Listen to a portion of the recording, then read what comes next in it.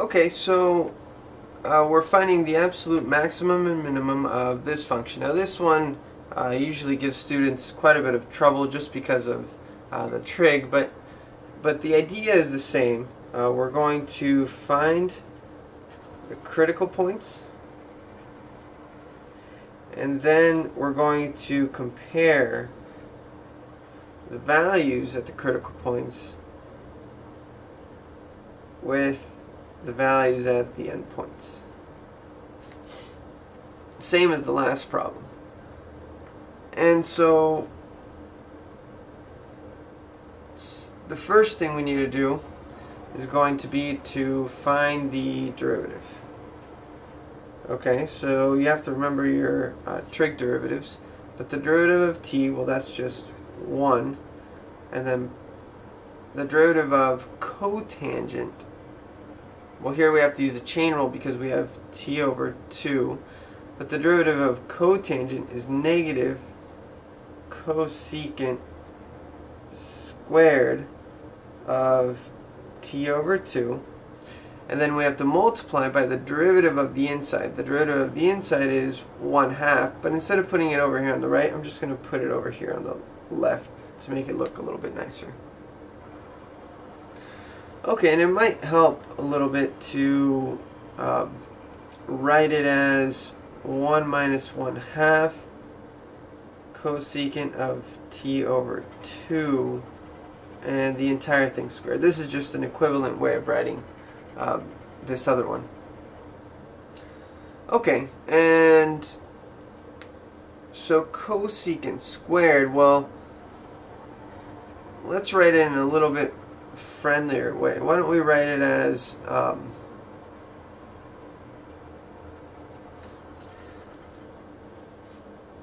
1 minus 1/2 times 1 over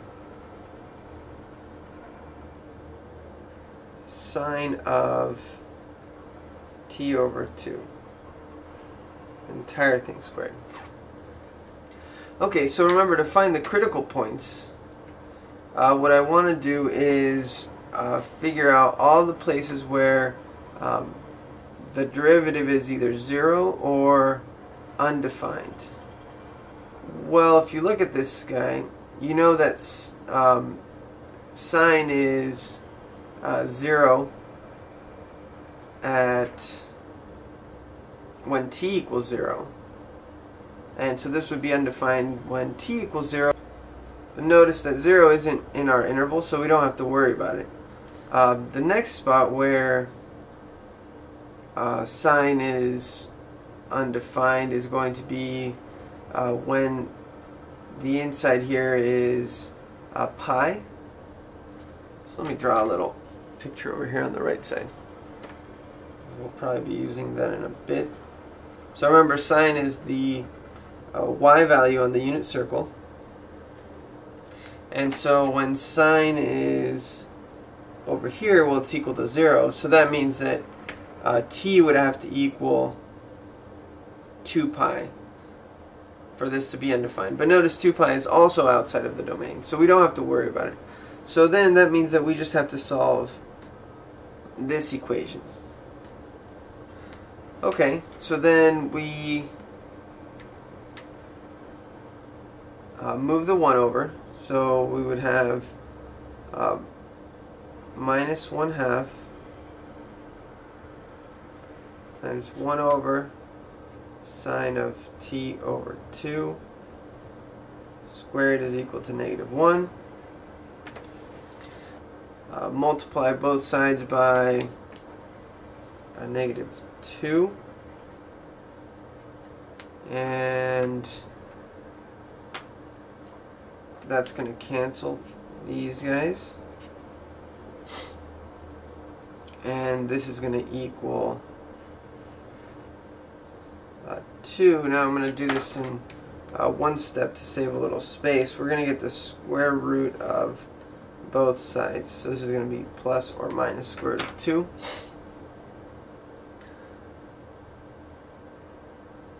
Okay, so what I'm going to have is 1 over sine of t over 2 is equal to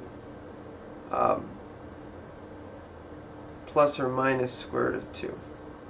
And if I flip this around, I would have sine of t over 2 is equal to plus or minus 1 over square root of 2, or plus or minus root 2 over 2.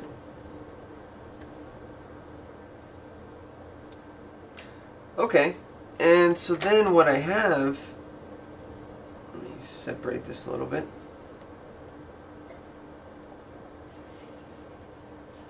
What I have is I'm trying to basically solve this trigonometric equation. Sine of t over 2 is equal to plus or minus square root of 2 over 2. Okay, so let me take a look here. Remember that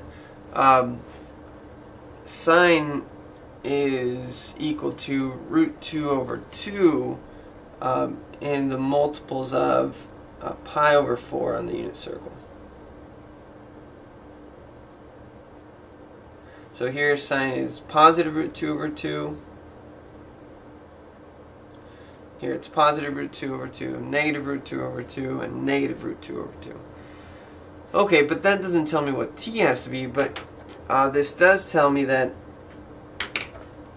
what I do want is for this guy inside to be a multiple of pi over 4. So I want t over 2 to equal pi over 4. This would be one solution. This would give me this first one. Or in other words, t is equal to, if I multiply both sides by 2, I would get pi over 2. And notice pi over 2 is in my interval here. So I'm going to keep this one. This is a good one. Okay, now let's move over to the next one. I also have another solution would be if t over 2 equals the spot where pi over 4 is the reference angle in the second quadrant. That means that this guy would be, this is 3 pi over 4. So if t over 2 equals 3 pi over 4, then this is also a solution. So this would give me that t would equal 3 pi over 2, which is also in my interval here. So this is also a solution. Okay, now if I go to the next one, in the third quadrant,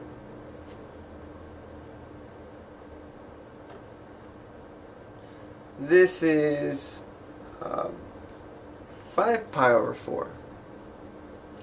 Okay, so this would mean that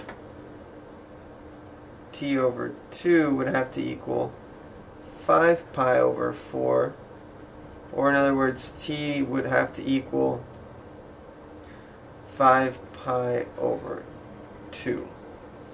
Okay, but now 5 pi over 2, that's bigger than 7 pi over 4, so this isn't one of the values. It is a critical point, but not inside of this interval, and so since I'm only looking for the absolute maximum and minimum in this interval, then that means that I only have to look at these 2 points. Okay, so then remember what we do is we test the values at the critical points, and then we also test the values at the endpoints. And so that's the next thing we're going to do. So I'm going to say that when t is equal to, let's do the critical points first. T is equal to pi over 2. The function f is equal to pi over 2 plus cotangent of pi over 4. Okay, so cotangent, remember, is 1 over tangent. Tangent of pi over 4 is 1, so this is equal to pi over 2 plus 1. Okay, so let's try the same thing. When t is equal to pi over 3 pi over 2,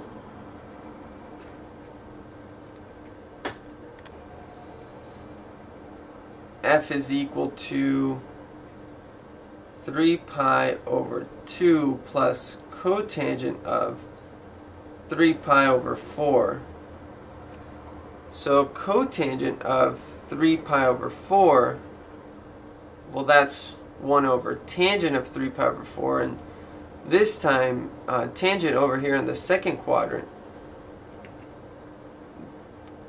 is -1. So this is equal to 3 pi over 2 minus 1. Okay, and now let's test the endpoints. So we have t is equal to pi over 4, then f is equal to pi over 4 plus cotangent of pi over 8. Okay, now for this one we're going to need a calculator, so let's hold off a tiny bit on that one. And let's just plug in the other endpoint, 7 pi over 4. F is equal to 7 pi over 4 plus cotangent of 7 pi over 8.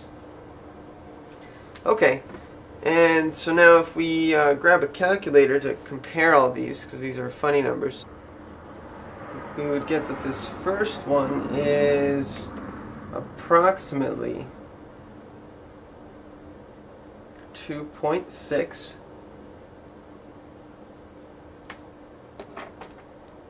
The second one is approximately 3.7.